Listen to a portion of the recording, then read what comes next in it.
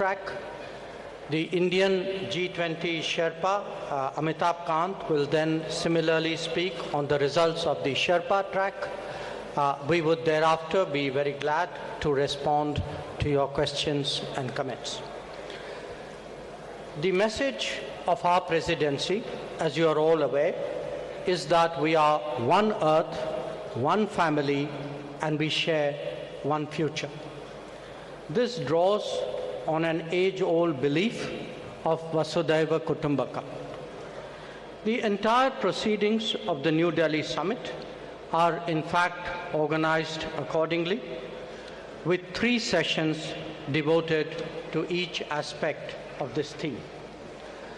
Now, reflecting this approach, we have consciously sought to make this G20 as inclusive and broad-based as possible.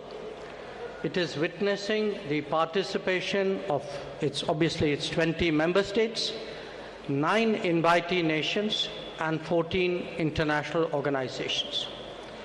It is a matter of particular satisfaction for us that the African Union has this morning become a permanent member of the G20, that too during the Indian presidency.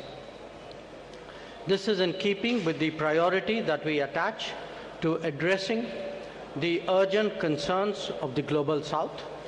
You would recall that at the beginning of our presidency, at Prime Minister Modi's initiative, 125 nations were consulted to express the voice of the Global South. In terms of its organization and program, the Indian presidency, if I may say so, has been exceptional. Events have been spread across 60 cities, which are truly across the length and breadth of India. There has been a popular participation and a societal involvement of an extraordinary degree. The interest in G20 proceedings have been particularly strong among our youth. It has been an opportunity to showcase our culture, traditions, and heritage as well. The G20 has contributed to making India world ready and the world India ready. The declaration that the leaders have agreed on today focuses on promoting strong, sustainable, balanced, and inclusive growth. It seeks to accelerate progress on SDGs and has come up with an action plan accordingly. It envisages a Green Development Pact for a sustainable future.